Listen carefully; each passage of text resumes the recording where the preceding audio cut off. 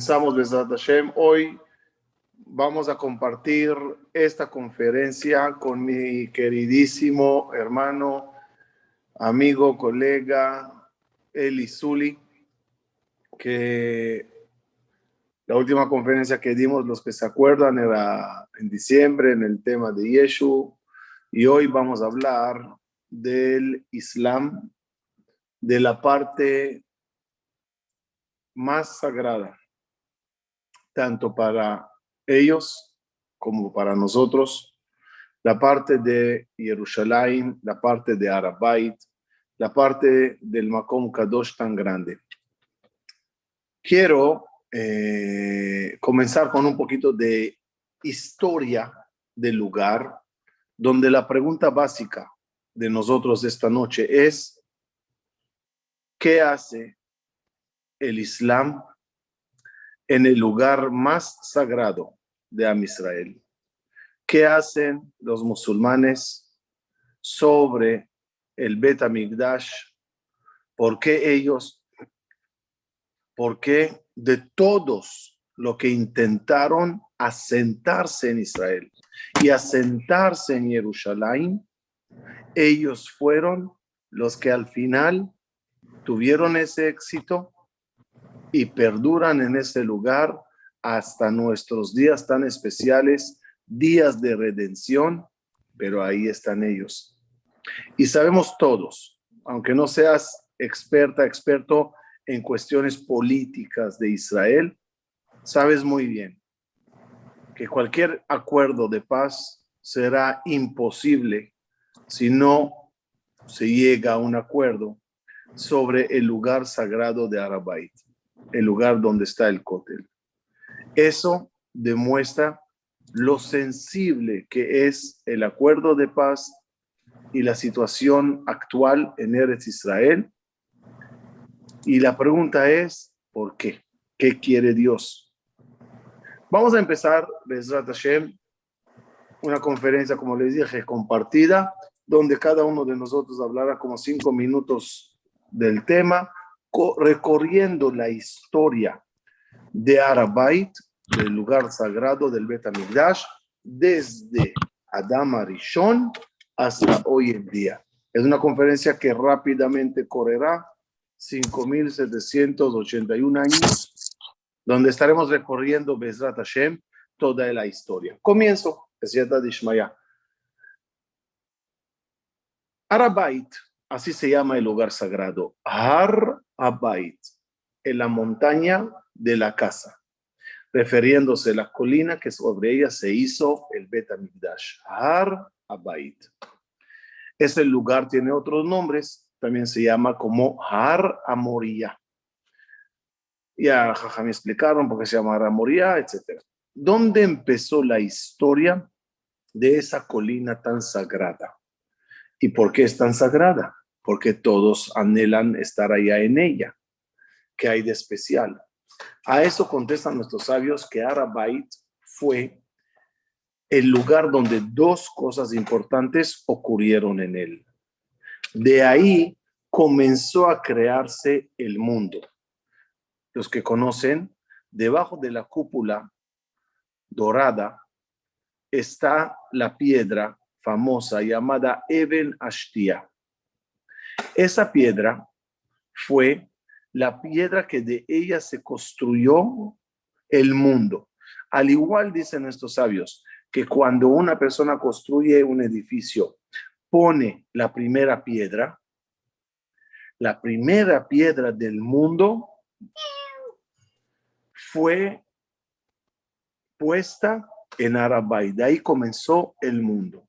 Además, de ahí reunió a Kadosh Baruj Hu la tierra donde hizo a Adam HaRishon. Es decir, la humanidad fue creada de ese lugar y el mundo fue creado de ese lugar.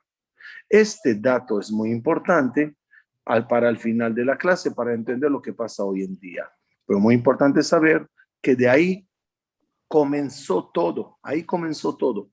Me volví loco hoy cuando estaba leyendo el Don Yitzhak Abarbanel. Me lo mandó mi queridísimo rabino Rav Galadaya de Israel, un libro que hoy sacó, me lo mandó, lo imprimí rápido, y un dato que ahí aparece en el capítulo 6, dice así: según Don Itzhak Abarbanel,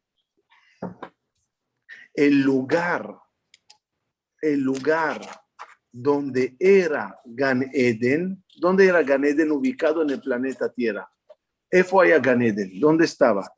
Dice Rabbi Galadaya que Gan Eden era, ¿dónde está? Aquí está. El Gan Eden era ni más ni menos en Arabait. Ahí era el Gan Eden. Si me preguntas sobre los ríos, 4 ríos salen de Edén. No se olviden un dato importante que confunde a la gente. Antes del diluvio, como dice el Zohar, el planeta Tierra tenía un solo continente. Los científicos lo comprobaron y demostraron que el mundo antiguo tenía un solo continente que se llamaba Pangea. Y después se separaron los continentes. El Zohar lo trae claramente. En aquel continente, Gan Eden era Arabait y de él salían los 4 ríos. Cuando los continentes se separaron, los ríos se separaron también. Es decir, la historia de la humanidad ocurrió allá. Pero fíjense qué increíble. Dice en el Midrash, Rabá 19, Bereshit 19:9, dice así: la historia de la humanidad comenzó en Arabait, contando lo que dije hasta ahora, y dice el Midrash, ¿qué pasó allá? Dios trajo a Adán y a Javá a Gan Eden. Hashem nos trajo a nosotros, miren la analogía, a Eretz Israel, a Jerusalén. Nos ordenó Hashem a Adam Arishon, no peques, pórtate bien, leovdau le shomra, y nos ordenó Hashem, vengan a Eretz Israel y cumplan la Torah, lo mitzvot hace y lo hace. Pecó Adam Arishon, pecamos nosotros. Y de la misma forma que Hashem juzgó a Adam Arishon y a Javá, nos juzgó a nosotros. Y de la misma forma que a él le expulsó, también a nosotros nos expulsó. Y hay una pregunta que trae el Rabadaya y dice así: ¿pero por qué el versículo dice Vaigaresh Hashem et Adam? Hashem expulsó a Adam de Gan Eden, y otro versículo después dice, y Dios mandó a Adam de Gan Eden. ¿Adam fue Megurash o Adam fue Nishlach de Gan Eden? ¿Cuál es la diferencia? La diferencia es muy grande. Vaigaresh es lárgate. Vaishlach viene de la palabra shaliach. Y mandó Dios a Adam como un mensajero que lleva una misión a donde va. Díganme ustedes si pudieran responder rapidito escribiéndomelo. ¿Adán fue expulsado o mandado? Es decir, lárgate o te mando a hacer algo. ¿Por qué es importante la respuesta sobre Adán? Porque a nosotros también nos hicieron lo mismo. ¿Tuvimos Vaigaresh de Eretz Israel o tuvimos Vaishlach? ¿Tenemos una misión al salir o simplemente somos expulsados? La respuesta es las dos cosas. Expulsados por portarnos mal, pero cargando una gran misión en la diáspora donde vamos. Ahí comenzó que vamos a verla al final de la clase. Ahí comenzó la historia y ahí Adam Arishon sacrificó, Caín y Heber sacrificaron sobre esa colina y ahí ocurrió la aquedad de Yitzhak. Todas esas cosas sagradas ocurrieron en ese lugar hasta que fuimos salidos de Eretz Israel y viajando a Egipto y regresando, comenzó una nueva historia en el lugar. una historia que comienza con el rey David.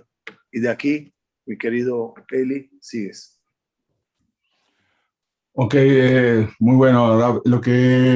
Para entender un poco la historia, cómo empieza del lugar que estamos hablando, el lugar más sagrado, tenemos que ver, a ver si puedo poner un minuto esta imagen, y ahora la volvemos, a ver si la podemos poner. Pero, no, déjame poner, voy a poner unas imágenes. Está bien, ahora las pongo porque se adelantaron, pero justamente acá puse las fechas para que entendamos un poquito. Mucha gente quiere saber esto.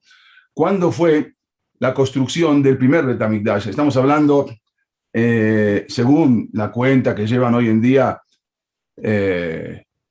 la cuenta normal que se lleva en todo el mundo, que ya habíamos hablado, que no es la cuenta exactamente, pero de todas maneras en el año antes de la era común, el año 928, que fue justamente después de 480 años que habían salido de Egipto, que entonces David Amelech no lo pudo construir y a partir de ahí lo construye Shelomo Amelech, el Bet HaMikdash. El Bet HaMikdash, después sabemos que se separaron las tribus, hubo un exilio que fue en el año menos, no está mal, es menos 205, no, en el año 3205, y más adelante viene la destrucción del primer Bet HaMikdash, que había permanecido durante 410 años, cuando el rey Nebuchadnezzar de Babel había conquistado Jerusalén, pero lo que fue él hizo un exilio en 3 etapas. No lo hizo en el mismo momento a todos, sino que primero exilió a los grandes Talmidei Jajamim, al Sanedrín, y luego volvió después de unos años a destruir el Bet HaMikdash, el primer Bet HaMikdash. A partir de ahí, eso es lo que se conoce como el Galut Babel. Primero era el Galut Yehonia, después se conoce como el Galut Babel.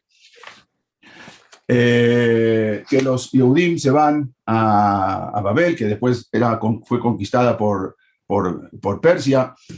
Y ahí estuvieron, justamente eso es lo que nosotros conocemos como, en ese momento, como el Nes de Purim, que pasó casi al final de los 70 años, como había dicho el Naví, y después de 70 años se les permite volver antes de 70 años vuelven a construir, pero ahí entraron los Kutim. Los Kutim eran gente que estaban, hay más que si eran Yehudim o no, pero ellos mandaron cartas, mandaron gente especial para avisarle que no dejen construir el Bet HaMikdash, porque si no iban a hacer una rebelión, y al final detuvieron la construcción del Bet HaMikdash, que había empezado con Ezra, Nehemías y Zerubabel. Hasta que después que se supo todo lo del Nes de Purim, mismo Esther Amalcá estaba insistiéndole a su esposo Ahasverosh para que deje construir, no logró convencerlo, hasta que después muere Ahasverosh y su hijo, el hijo de Esther con Ahasverosh, era Darío II, él permite volver a construir el Bet HaMikdash, y ahí fue cuando parte del pueblo judío van hacia Jerusalén a construir junto con Ezra, junto con Nehemías, junto con Zerubabel, después de haber estado 70 años en el exilio. Ahí fue cuando empiezan nuevamente, otra vez con el Bet HaMikdash, con el segundo Bet HaMikdash. Y seguimos rápido para entender qué pasó. Llegó el segundo Bet HaMikdash y al poco tiempo viene la invasión griega, justamente viene con Alejandro Magno, que al principio se portaron muy bien con Am Israel y él los dejó. Sabemos que estuvo con Shimon HaTzadik, era un imperio impresionante, había caído el imperio babilonio, había caído el imperio persa, y es conocido el Maaseh de que el mismo Alejandro Magno se inclinó ante Shimon HaTzadik porque siempre lo veía en sueños antes de salir a la guerra. Luego pasó el tiempo y Alejandro Magno muere, y ahí se dividió el imperio griego en 4, y al final, más adelante, empiezan las persecuciones griegas y después empiezan las persecuciones romanas, hasta que llega la época del segundo Bet HaMikdash, que acá también lo vamos a ver en la pantalla. El segundo Bet HaMikdash, en el año menos 408, 70 años después de la destrucción del primer Bet HaMikdash. Y así más adelante se destruye el Bet HaMikdash. Hay diferentes opiniones. Hay quien dice en el año 68, hay quien dice Rashi en el año 69 y hay en el año 70 que permaneció durante 420 años el segundo Bet HaMikdash, y ahí fue cuando se destruye, Titus Arashá destruye el Bet HaMikdash, el segundo Bet HaMikdash, y se lleva prisioneros a miles y miles, más de 100.000 judíos a la diáspora. Esa es la historia en resumida del Bet HaMikdash, y vamos a ver luego qué pasó, porque nuestro tema es qué pasó justamente después de que se destruye el Bet HaMikdash, dónde quedó todo ese lugar o en manos de quién. Por favor, de Rav, si quiere. Sí, gracias, Eli, querido, está impresionante. Seguimos. El problema es, como explicó Eli, que cuando ya salen a la diáspora y el templo está destruido, el pueblo exiliado, la pregunta básica es, ¿quién es el que va a tomar el lugar? ¿Quién va a dominar el lugar sagrado? Algo importante que tenemos que saber, y lo vamos a usar mucho durante esta clase, es el miedo que tenían nuestros patriarcas, especialmente Abraham y Sara, que son los primeros patriarcas. Sara le dice a Abraham Avinu, expulsa a Ismael de aquí, porque no quiero que herede Ismael este lugar. Kilo irash beni, no quiero que mi hijo y este niño, la hija de la sirvienta Agar, hereden tus bienes. En literal, parece que Sara está preocupada que el dinero que tenía Abraham vino en el banco en Suiza y 2 diamantes que tenía bajo la almohada, cuando él se muera, peleen Isaac y Ismael la herencia, pero no es así. El miedo que tiene Sara, dice el Jajamim, creo que Zohar lo trae, es a futuro. Sara era profetisa, vio el futuro de Israel. Y Sara temió mucho del momento que Ismael invada Israel y pelee con Isaac el territorio. Rabbi Ishmael, y aquí subrayo la palabra, era un rabino en la época del templo. Rabbi Ishmael dice, llegará el día que sobre el lugar sagrado de nosotros, fíjense qué profecía que da miedo de ver cómo Jajamí pudieron atinar hace más de 2000 años lo que pasará. Ama Rabbi Ishmael, Beatidin, los árabes al final van a construir una casa sobre este lugar sagrado. Cuando Rabbi Ishmael lo dice, no se olviden quién es el Islam en ese entonces. Hace 2000 años y más, el Islam no está en el mapa. Están los babilónicos, están los persas, están los griegos, están, si quieren, los chinos, pero el Islam primero no es una religión, porque la religión, Ariel, el Islam como religión tiene 1350 y cacho años. Son beduinos en el desierto de Sahara y de yo que sé dónde. No son nadie. Como Rabbi Ishmael dice, en este lugar ellos construirán una casa. Y es verdad, pasó. Salimos de Israel a raíz de la destrucción del segundo templo y empezaron múltiples batallas y guerras. ¿Quién va a dominar el lugar sagrado? Eli, resúmenos. ¿Qué pasó en esos años de justamente después de que se destruye el el segundo Bet HaMikdash, viene, más adelante viene otro emperador que se llamó Adriano, y quiere construir el Bet HaMikdash. Es algo increíble. Al principio él quiere construir el Bet HaMikdash, pero los Yudim aceptan, pero en ese momento vienen otra vez los Kutim y tiran todo abajo. No dejan de que se construya, les dicen calumnias, y al final les dice Adriano que construyan en otro lado. Los Yudim dicen, no, en otro lado no lo podemos construir, y ahí viene todo el problema, que se enoja el César Adriano y empieza a matar a Jajamim, empieza a prohibir la Torá. Y así, después de que los Yehudim se van a Babel, empieza la caída de Roma.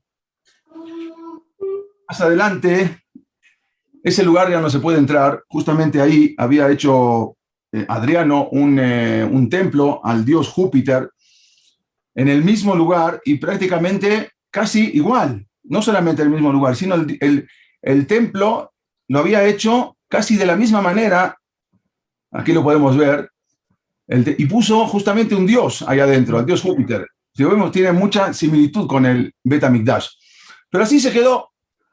Los judíos no podían entrar, le cambian el nombre, se llama Aelia Capitolina, y ya no pueden entrar a Jerusalén. Pero más adelante nace en la Meca, justamente dentro de Yatreb, en la ciudad de Yatreb, justamente donde vivían los Yehudim, en la península arábiga, nace Mahoma, que él mismo se empieza a dar cuenta que, como vive con los judíos, se da cuenta que hay un solo Dios, mientras que los árabes en ese momento tenían, como los paganos, cientos o miles de dioses. Y él, Mahoma, entonces dice que tiene un sueño y que entonces reconoce la Torá, pero a su vez también dice que son varios profetas y él era el último profeta. Y así quiere imponer una nueva religión, diciendo que vino el ángel Gabriel y le empezó a decir que ahora hay que cambiar la Torá, sino hay que poner el Corán.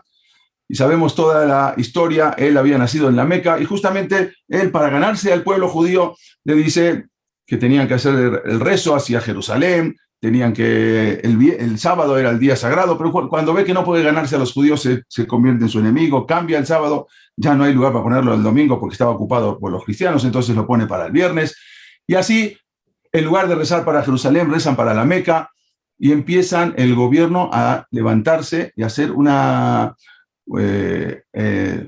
conquista muy, muy grande. ¿Quieren seguir, Jajam? Yo ahora les explico cómo llegaron a poner ahí la mezquita. Sí, si quieres, nada más sigue tú, pero yo creo que ahí el problema fue, hasta cuanto yo sepa, corrígeme si estoy equivocado, querido Eli, que el gobernador en Israel se dio cuenta que la gente que viajaban a la Meca de Eretz Israel, hay un peregrinaje, creo que se dice, que es un viaje que hacen los musulmanes hasta la Meca. Si regresa, entonces ya tiene el título Hajj.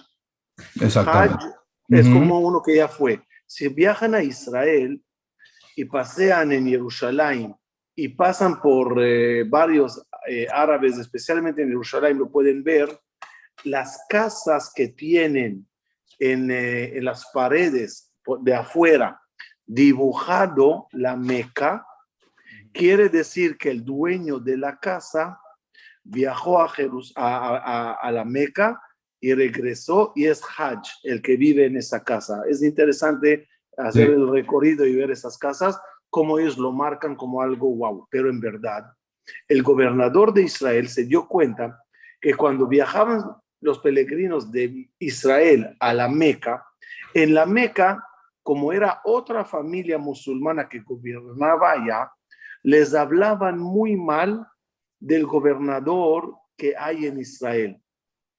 Para que ya dejen de viajar a la Meca y recibir un lavado cerebral en contra de él,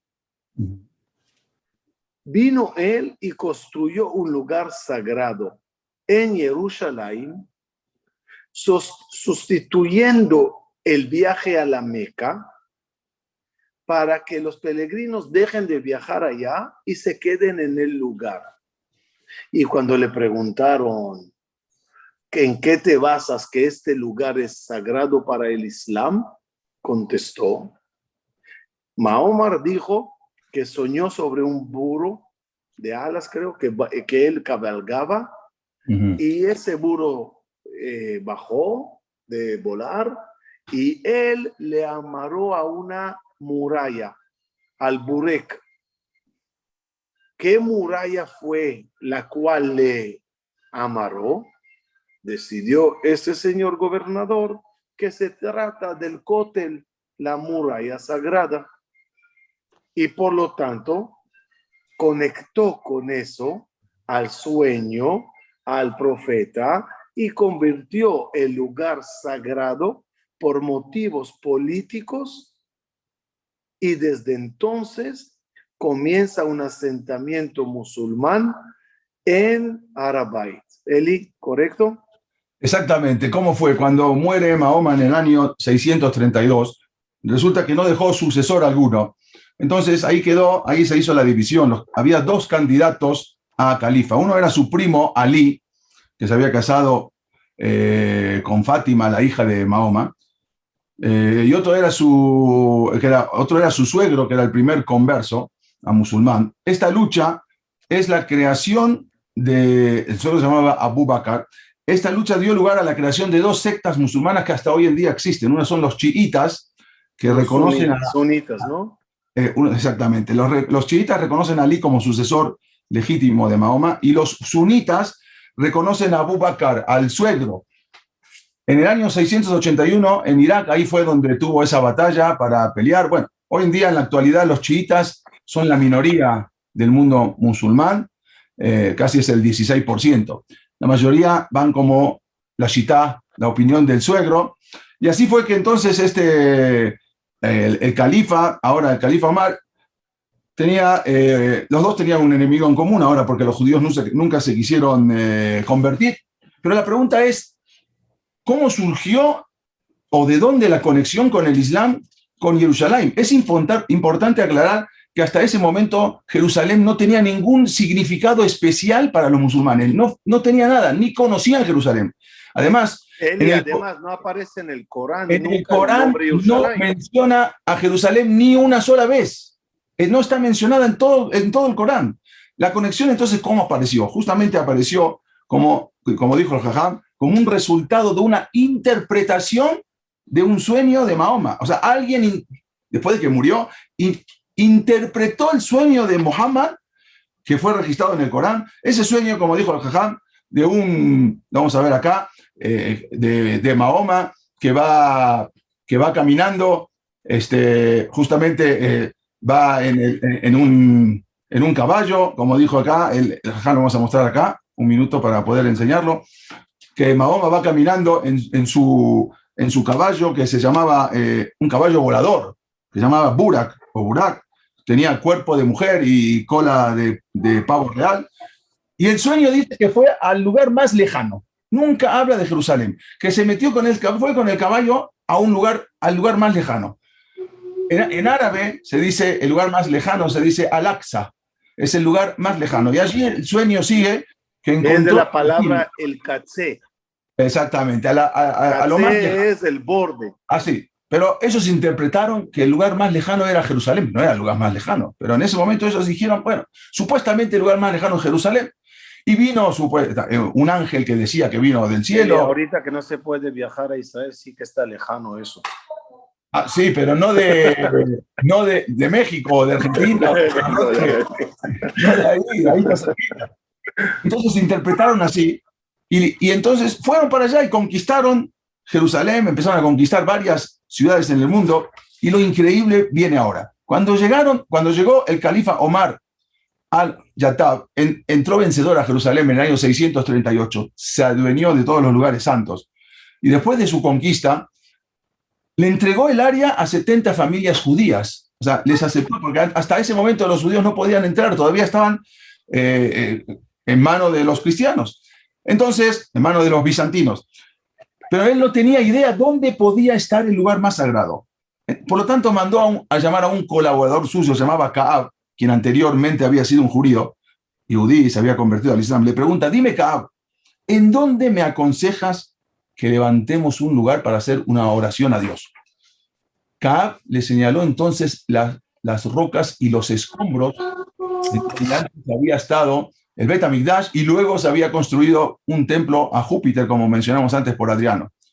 Y justamente si ustedes ven acá este mapa o este plano, vean, lo amarillo es donde está el Kodesh HaKodashim, lo más santo, sagrado, y lo que está con azul es donde está hoy en día la mezquita. Y en el medio está la piedra, que es donde dijo el Jajam, que eso creó el mundo, la piedra donde Abraham vino hizo la que da Isaac, la piedra donde soñó Jacob. Es exactamente, el Kodesh HaKodashim es lo amarillo y lo azul es donde está hoy en día puesta en ese plano exactamente la mezquita. Después, Eli, perdón que te interrumpa. Sí. Fíjense el poder de un consejo. Uh-huh. Lo que hizo un Yehudí, ex Yehudí, uh-huh, con un consejo que dio. ¿Qué totzaot, qué resultados tan duros causó ese chiquito o pequeño consejo? Realmente, como dijeron Jajamim, Me'arsaich o Maharibaich, Mimech Yetzeu. Todos los que te destruirán, dice el versículo, serán gente de tu pueblo. Literal. Increíble. Y ahí mismo pusieron, porque él no sabía, estaba todo lleno de cascajos, lleno de tierra, no se sabía después de tantos años dónde era. Y le aconsejó, dijo, acá sería el lugar más sagrado. Y ahí fue donde pusieron la mezquita, que no es esta, después se destruyó y después la volvieron a construir. Pero fue algo impresionante acá, como dijo el Jajam. Jajam, después hablaremos un poco más de lo de que sigue.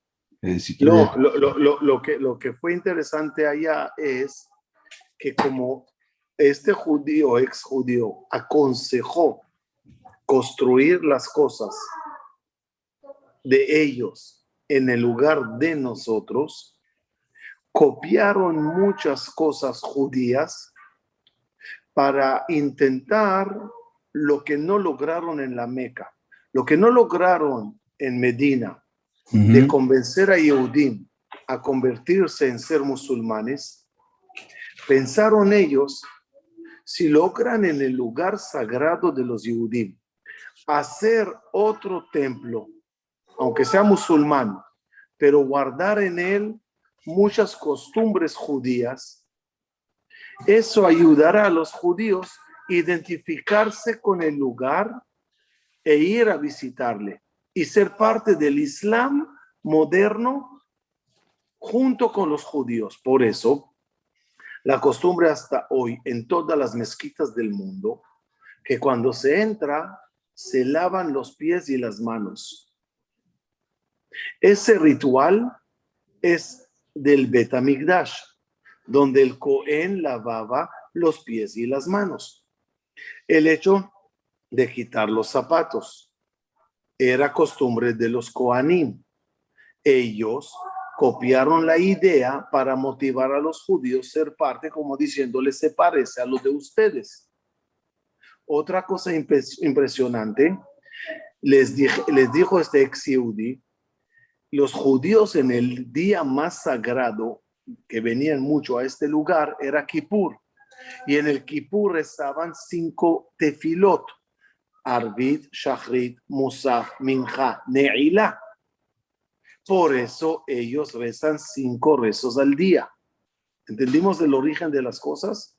Y como eso, una listota de cosas que todos eran para satisfacer a los judíos que vivían en el lugar, que anhelaban el lugar, solo que se identifiquen con el lugar y vengan. Algo parecido hizo Ahashverosh en Shushan, cuando intentó convencer a los Yehudim que Shushan Abirá es su nueva Jerusalén y su palacio de Ahashverosh es su nuevo Bet HaMikdash de los Yehudim. Por eso en la fiesta de Purim que hizo, se vistió de Cohen Gadol Ahashverosh con ropa de Cohen Gadol y sacó todos los utensilios del Bet HaMikdash que los tenía él como botín para que los judíos digan, wow, mira, es de nosotros. Nada más les dejo un paréntesis para pensar. Fíjense cuántas cosas en el mundo hay de sectas que adoptaron cosas de los Yehudim solo para que muchos Yehudim se sientan identificados y se junten y vámonos. Te ponen una Hanukkah atrás, te ponen un talit, te ponen un esto, en tal que uno diga, esto es de lo mío, pero nada, no tenemos que nunca barbinar pastora en campos ajenos. Así empezó el servicio musulmán en Jerusalén, pero la historia fue larga y mucha agua corrió en ese río. Peleas y batallas entre los católicos y los musulmanes sobre el lugar sagrado. Eli. Así es, Raúl, cuando después de muchos años, cuando los cristianos decían que había que ir a rescatar el Santo Sepulcro que supuestamente donde estaba enterrado Jesús, que ellos decían que había que ir a rescatar porque estaba en manos de los árabes y los árabes en ese momento estaban profanando todos esos lugares. Entonces inicia lo que se llaman las cruzadas, un 15 de julio, justamente un día como hoy, 15 de julio del año 1099, era un 17 de Tamuz, Shiva Asar de Tamuz, y ahí empiezan las cruzadas justamente por toda Europa. Cuando llegan hasta, después de 3 años de viaje, llegan, justamente después de 3 años llegan a un 15 de julio, un día como hoy, llegaron a Eretz Israel los cruzados, y ahí es donde empezaron a hacer un baño de sangre, algo impresionante lo que pasó en ese momento con los árabes, mataron, los musulmanes se refugiaron en ese momento dentro de la mezquita de Omar, muchos Yehudim también se trataron de refugiar en algún lugar porque no sabían dónde. Fue una matanza tremenda lo que había pasado en ese momento. Y al final dominan por poco tiempo los cristianos ahora en lo que se llamó las cruzadas. Las cruzadas, en verdad, hubo 9 cruzadas. Cuando llegaron después más adelante, nota de las cruzadas que llegaron a Jerusalén, ahí, sin embargo, después de 80 años, el sultán Saladín, que era justamente el consejero de él, era el Rambam en Egipto, mediante un apoyo musulmán, él toma una ofensiva y ahí es donde le quita otra vez, después de 80 años, es todo lo que tuvieron los cristianos, las cruzadas, lo que pudieron llegar, y otra vez vuelve a manos de los musulmanes. Hubo una tercera cruzada muy fuerte que fue se juntaron los principales reyes, el rey de Francia, Felipe, le decían el Hermoso, estaba el rey de Inglaterra, Ricardo Corazón de León, el rey de los germanos, Federico Barbarroja. Entre los dos eran las potencias y entre los 3 fueron hacia Jerusalén para derrotar al sultán Saladino, pero al final no lograron derrotarlo y volvieron completamente defraudados. No pudieron ya tomar más los cristianos lo que fue Jerusalén. Hubo una última cruzada que después de tantos fracasos dijeron, bueno, los niños son puros, vamos a mandar. Entonces mandaron a todos los niños a una cruzada, porque ellos tenían corazón puro. Al final también murieron todos los niños. Después salió el flautista de Amelim, que sacaron una historia de todo eso. Y al final, después de todos los conflictos, no lograron nunca llegar a conquistar otra vez lo que ellos habían tenido en su momento con el Imperio Romano y con el Imperio Bizantino, y así se quedó desde ese momento en manos musulmanas. Eso es increíble porque afirma justamente lo que estábamos diciendo. Como en ese lugar fue creado el mundo, como en ese lugar fue creado la primera pareja humana, como en ese lugar comenzó Adam Arishon su Gan Eden, y de ahí fue la matriz de la humanidad y del mundo, a ese lugar se atraen la gente y las religiones. Los católicos quieren tener allá el dominio. Los musulmanes quieren tener allá su mezquita. Los judíos quieren tener allá su Bet HaMikdash. Una lucha bien fuerte, bien difícil, porque esa piedra, yo la llamo, se llama Eben Ashtiyah. La piedra que está, a ver, Eli, si puedes poner la imagen. Sí. Eben Ashtiyah, la Sí. señalamos para que entendamos el lugar más importante que es. Yo la llamo, Eben Ashtiyah quiere decir la piedra, ahí está, no, esta piedra es el lugar sagrado. La cúpula dorada está encima y sobre este lugar ponía el Cohen Gadol en Kodesh HaKodashim los querubines con los 10 mandamientos, y a este lugar entraba una vez al año en Kodesh HaKodashim, y en este mapa está justamente en medio. A ver, ponme el mouse tuyo, Eli, ya que tú dominas la presentación hoy.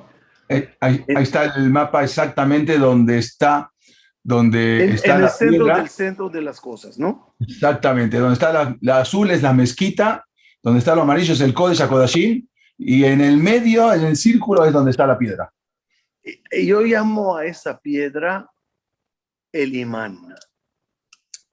Es un imán donde atrae a todos los humanos a ese lugar. Gracias, Eli, por la presentación.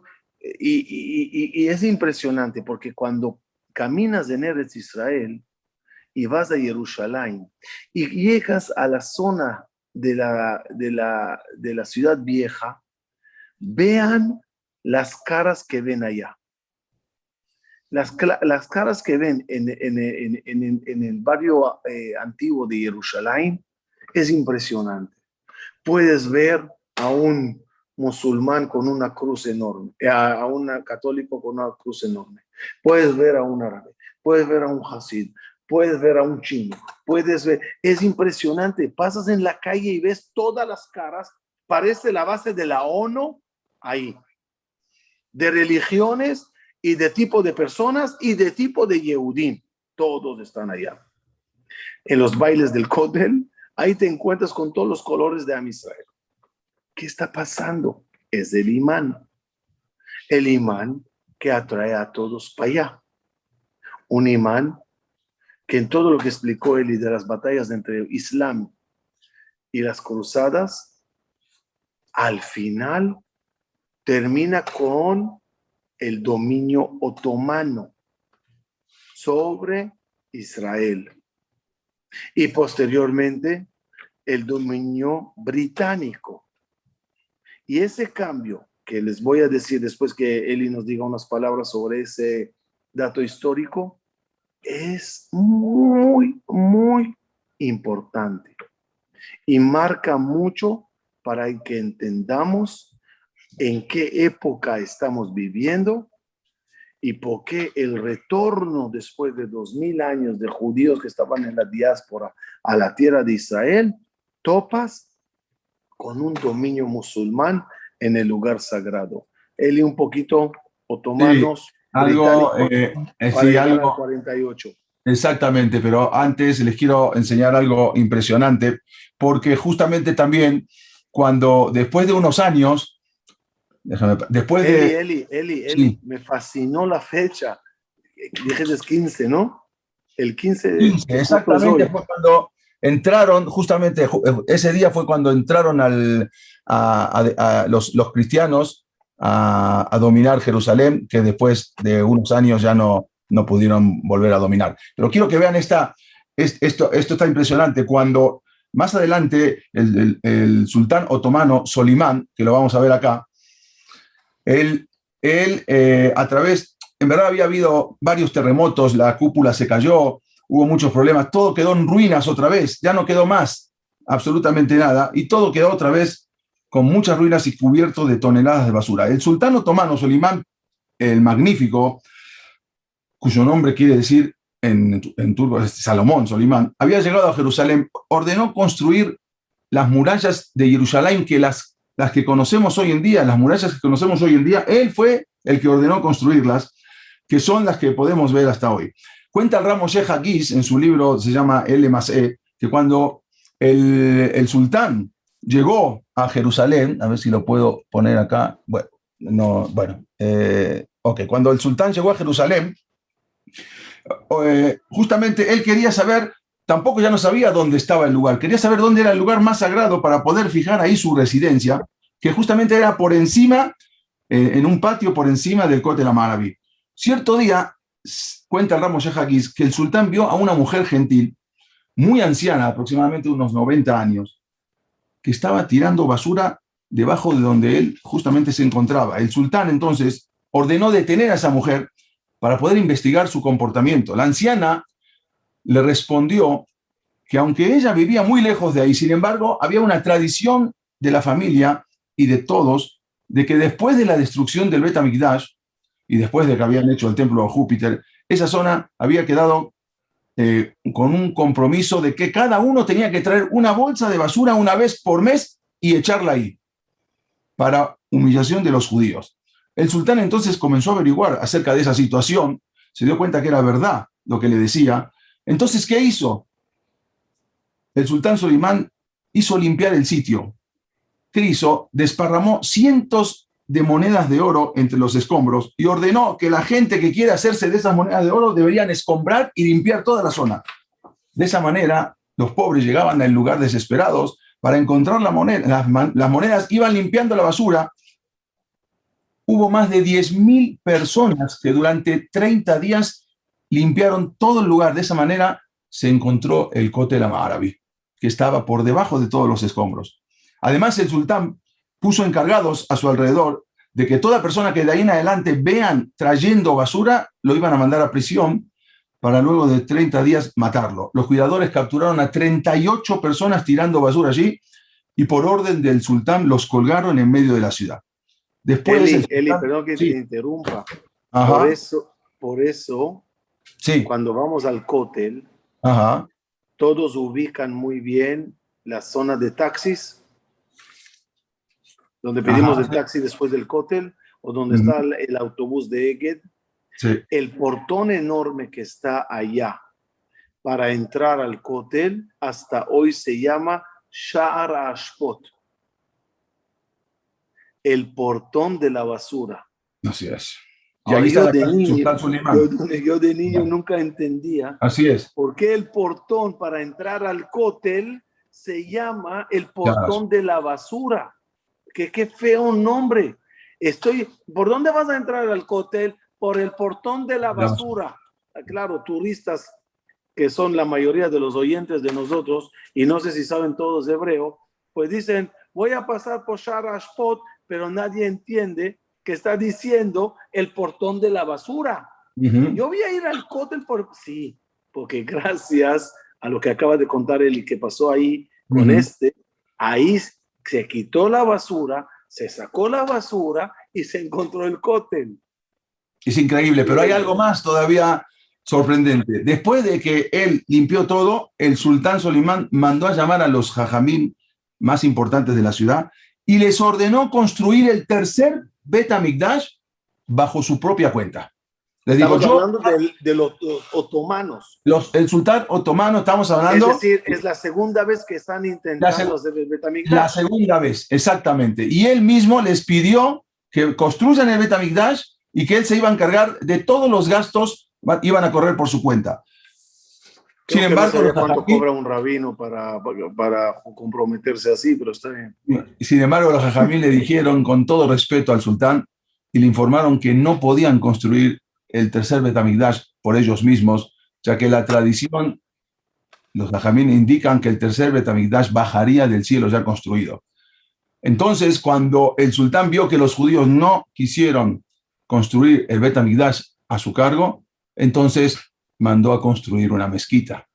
Y justamente esta es la mezquita que se conoce, que vemos acá con la piedra exactamente donde está la piedra, y esto es abajo, no abajo de la piedra, sino abajo, en un costado abajo de la mezquita. Y acá vemos la piedra también como está orientada, exactamente ahí era el lugar más santo, acá era donde quiso poner el sultán su casa, y acá está lo que es la piedra. Y él mismo, ahí mismo ordenó entonces el sultán Solimán construir el domo de la roca, conocida como la mezquita de Omar, con esa cúpula dorada, es la que se ve hoy en día, y justamente él mismo mandó a embellecer y mandó a poner ahí todos unos azulejos que habían traído de Turquía, algo impresionante. Es impresionante, Eli. Dime si... Sí. Eli, ¿terminaste? ¿Puedo o Sí, estás en la... sí. No, ya. Sí. Es impresionante saber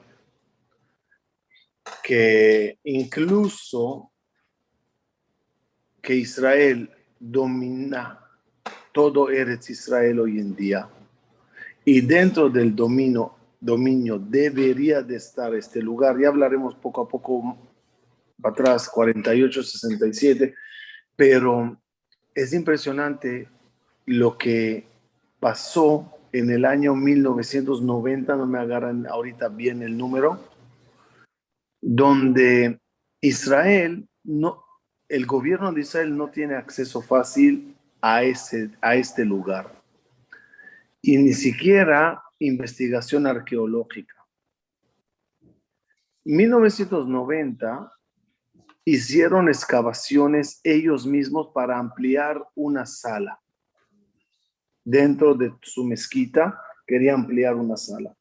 Para eso ellos metieron, los árabes, camiones, tractores, que como locos metieron la pala del tractor, levantaron piso, levantaron cimientos de 2500 años, en tal de ampliar la sala.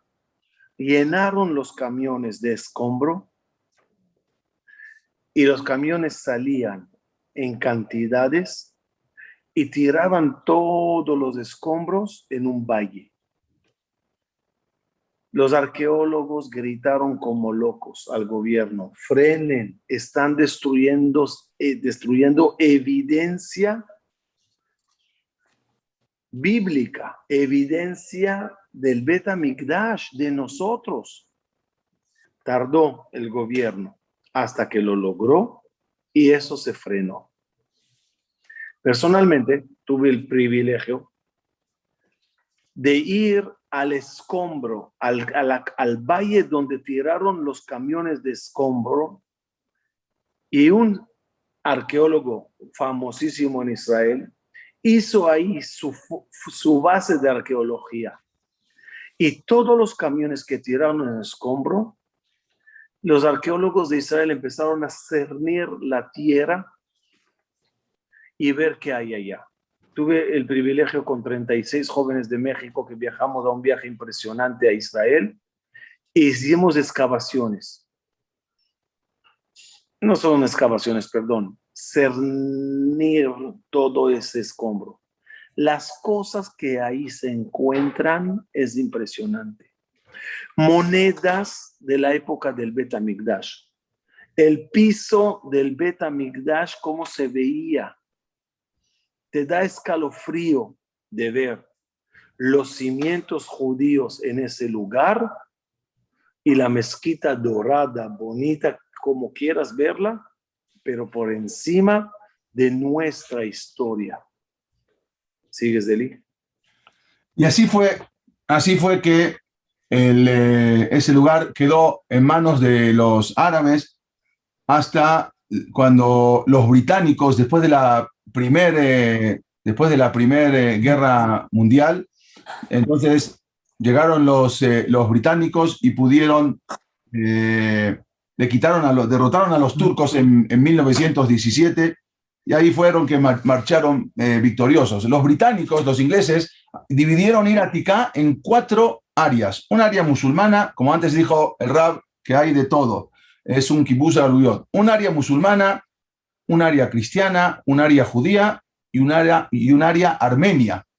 Los británicos sin embargo, mantuvieron todas las restricciones, no dejaban a los judíos entrar siquiera a estos lugares, y no solamente que no dejaban entrar, sino que no tenían permitido los judíos llevar una banca, un asiento para sentarse, tenían que estar ahí parados, no había manera.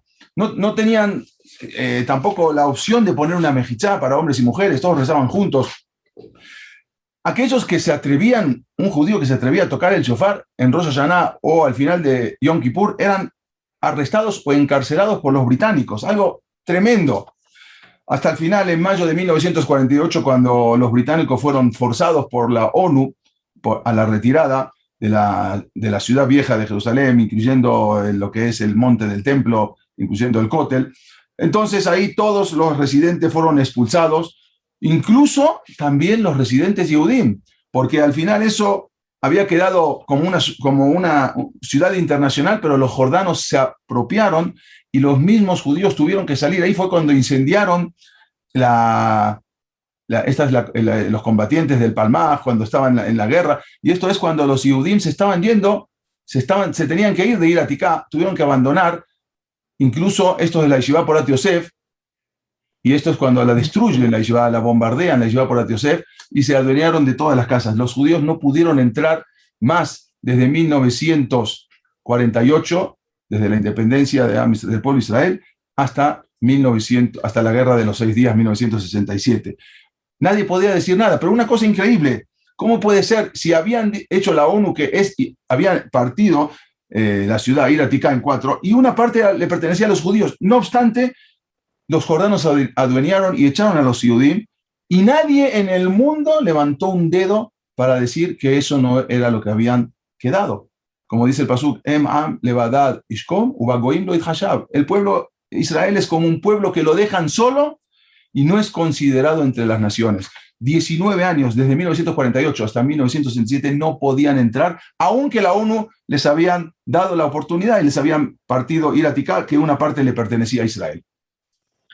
Eli, creo yo, por lo menos de mi parte, Sí. cuando te escucho, yo creo que todos están felices del tema y lamentablemente el tiempo ya corrió más rápido de lo que pensamos y todavía no llegamos a la mitad de lo que tú y yo preparamos, pero vamos a intentar, debido al tiempo, un poquito resumir el final. Exacto. Y cerrar la idea.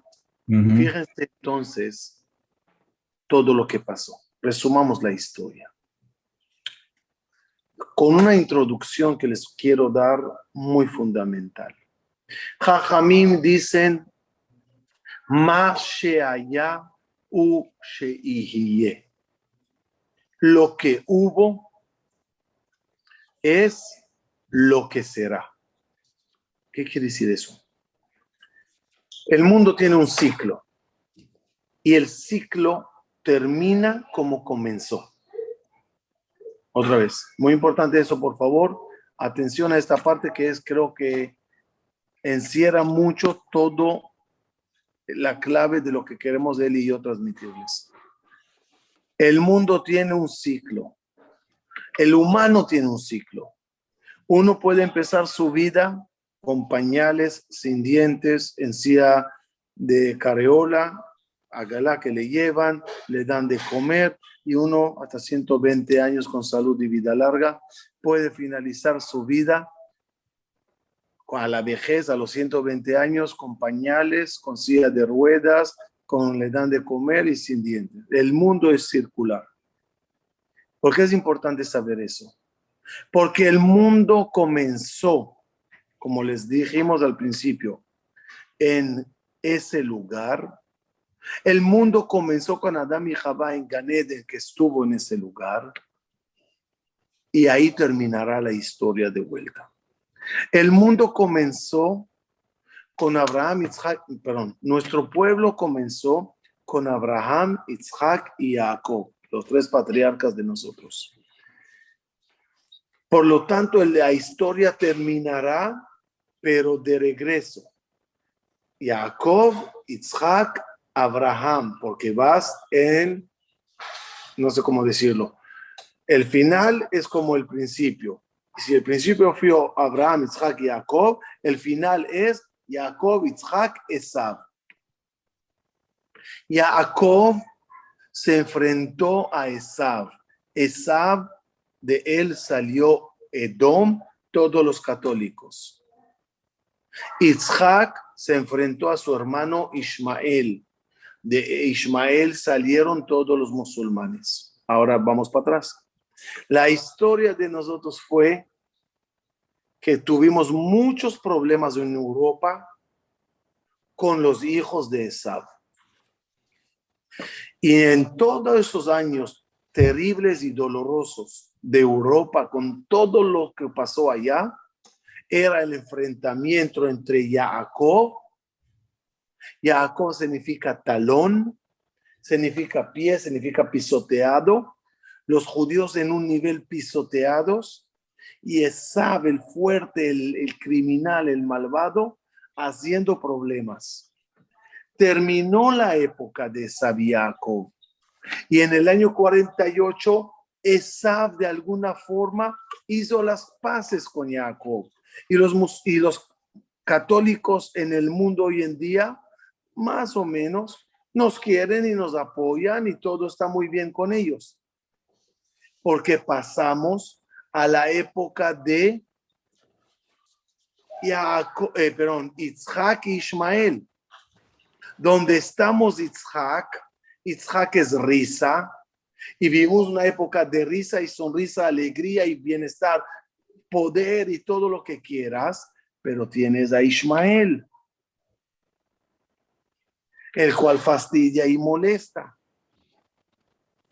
Y hubo un momento muy, y seguiría diciendo muy, si no era tarde, especial en la historia, donde Hashem ordenó a Isaac, a Abraham vino, haz la Akedah. ¿Dónde? En esta colina, en Ara Moría.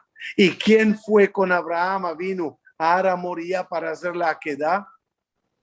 Fue Abraham con sus dos muchachos. ¿Quién eran? Eliezer, es uno, y Ismael. Es decir, que Ismael se encuentra en Ara Moría con Isaac. Fíjese algo interesante. ¿A quién hizo Abraham la Akedah? ¿A Ismael o a Isaac? Obvio, No escucho.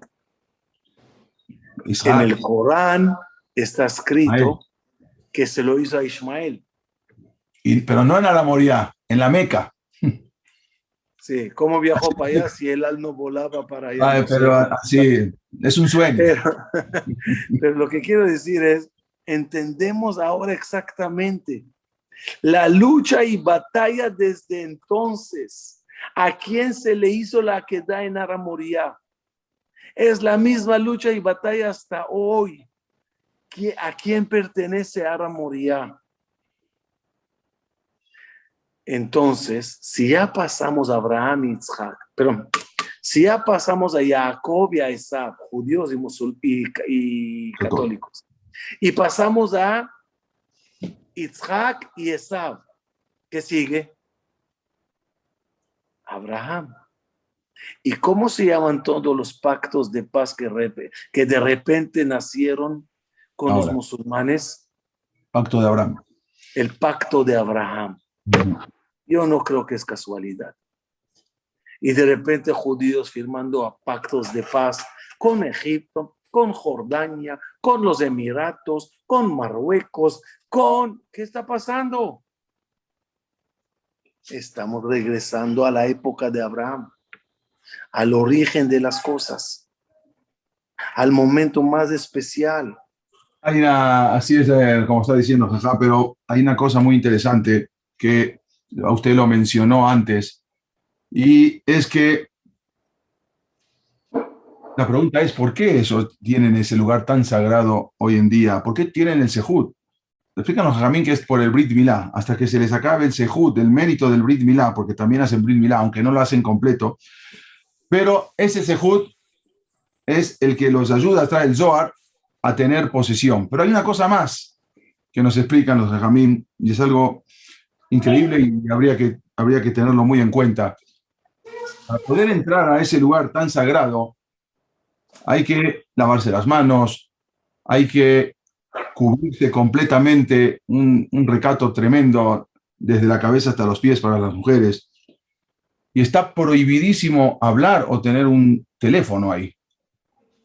Entonces, ellos, aunque tienen otra dirección y tienen, aunque el Dios es el mismo, pero la dirección, la idea es otra.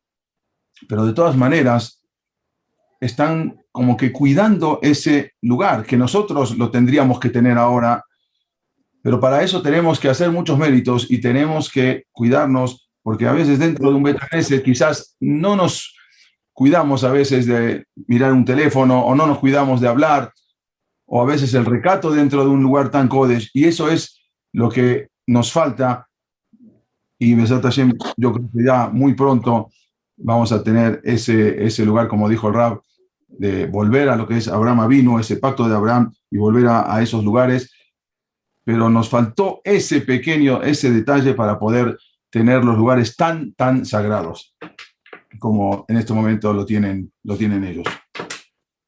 Zago Baruch Eli. Finalizo de mi parte. Hay un Zohar que cuando lo leo me estremezo. El Zohar dice sobre el pasuk Leet Erev y Yeor. Antes del anochecer habrá luz. Erev significa noche. Y trae varios versículos que hablan de la Geulá y usan la palabra Erev, Leet Erev. Dice el Zohar, y no sé cómo se atrevió el Zohar Rabbi Shimon Bar Yochai a arriesgar todo su libro con una profecía. Dice el Zohar, ¿qué es Erev? Erev es noche. Erev se escribe con Ain Resh Bet y suma valor numérico en hebreo 272. ¿Qué dije? Erev 272.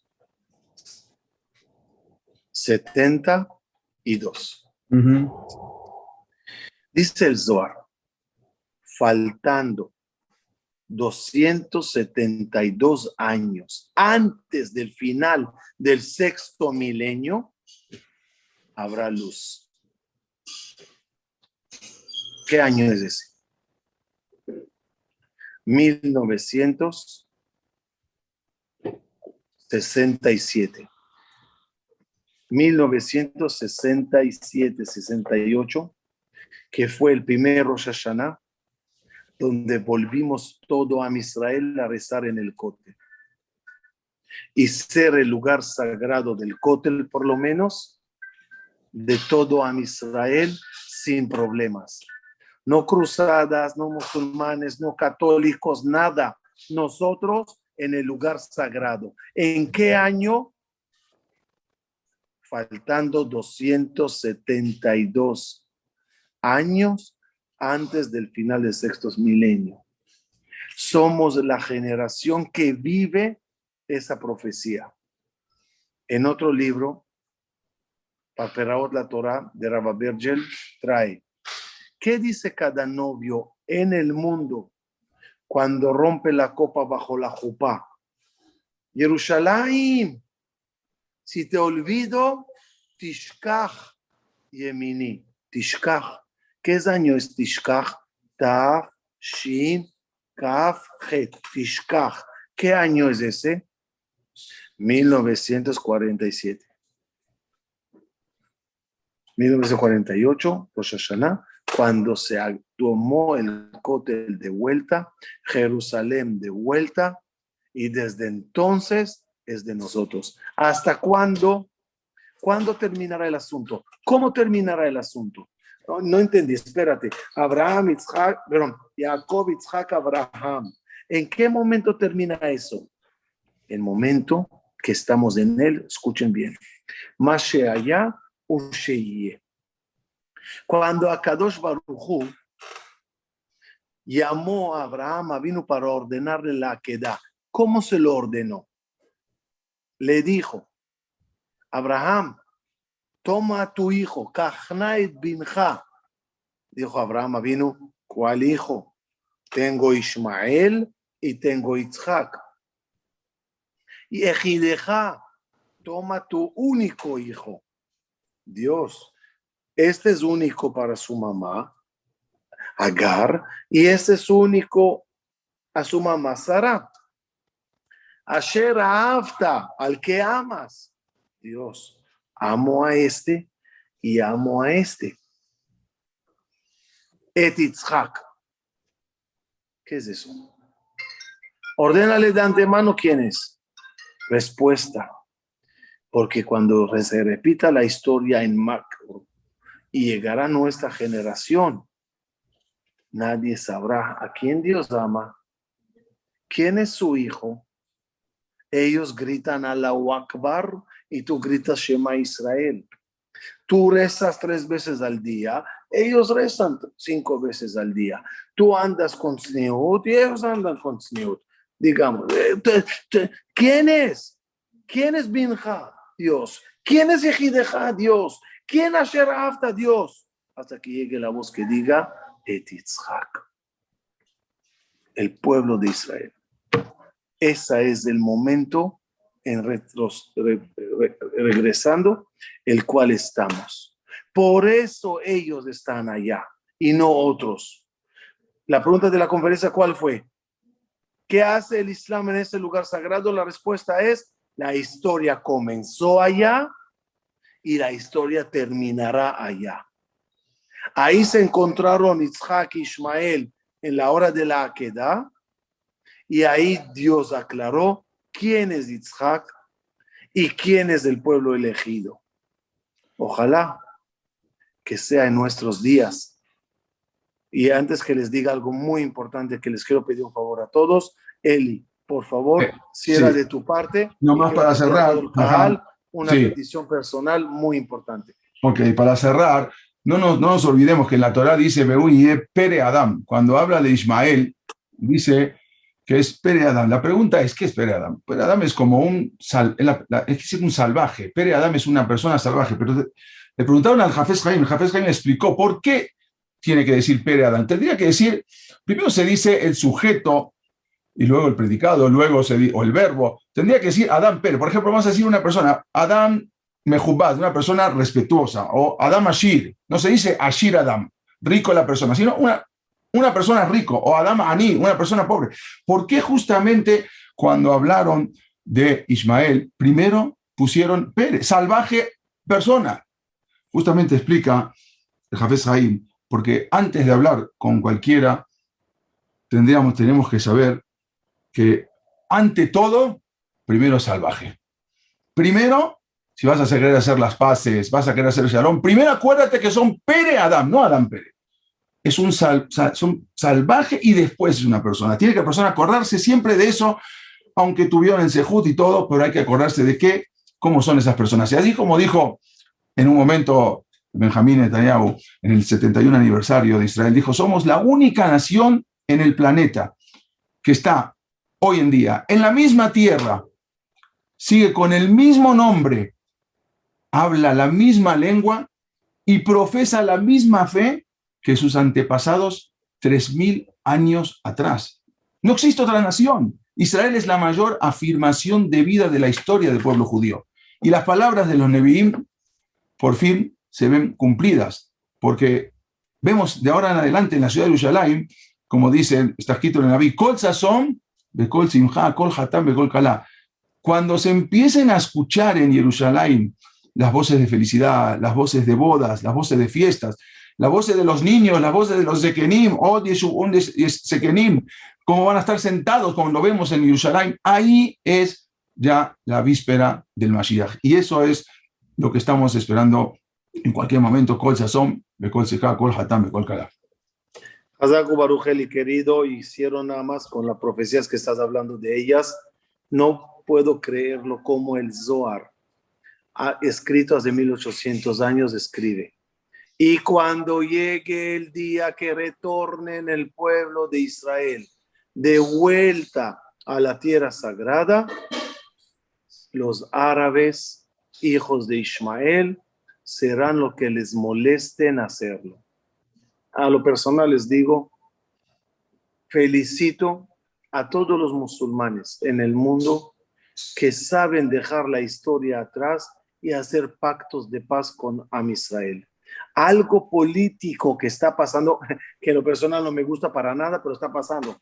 Me guste o no, nos guste o no, está pasando. Por primera vez desde el 48, que se estableció el Estado de Israel, este gobierno tiene a musulmanes como parte de la coalición.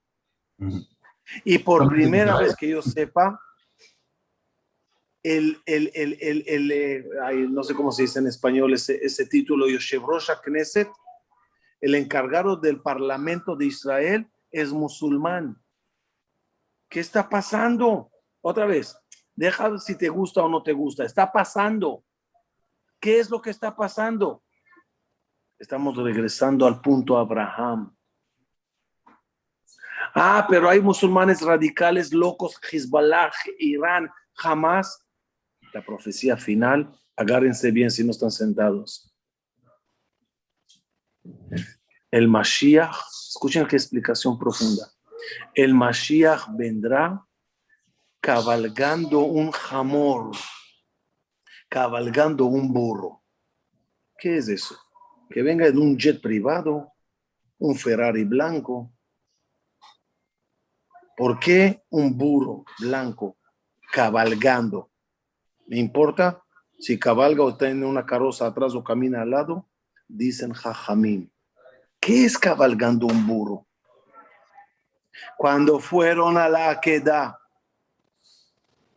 Abraham y Isaac, para demostrar la fe en Dios, Ismael acompañándolos, cuando vio a Abraham el lugar de lejos, le dijo a Ismael y Eliezer, Shevu lachem po ima hamor.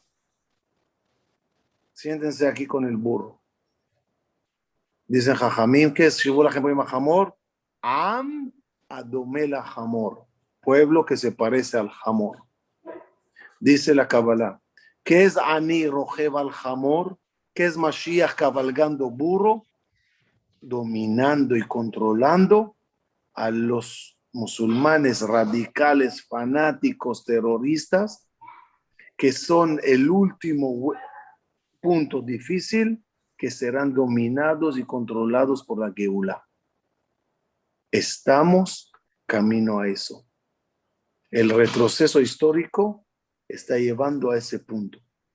Ojalá que sean estos ojos de ustedes y los míos, que sean los que vean esta historia finalizando y todas las profecías cumpliéndose.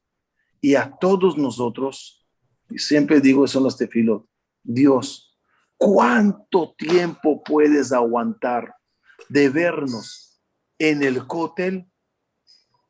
Selijot en el cótel, ¿vieron esa imagen maravillosa? Birkat Kohanim en el cótel, 11, me dijo el rabino del cótel, 11 millones de visitantes llegan al año al cótel. En un año normal, no COVID. 11 millones. Todo Israel tiene 8. Sin ellos, 11 millones de turistas llegan al cótel con los de Israel. ¿Cuánto tiempo puedes aguantarnos vernos fuera de tu puerta? Porque el cótel es la puerta, es fuera de la casa, no es la casa, es la pared de la casa. La casa está detrás del cótel. ¿Cuántos años más soportarás, Dios, vernos golpeando la puerta una vez y otra? Abre, abre, abre. No falta mucho. No falta mucho. Somos, seremos la generación que comenzó la Geula y vea Bezrat Hashem el final de ella. Querido Eli, te agradezco enormemente tus datos históricos, nos nutrites mucho. A todos ustedes muchas gracias.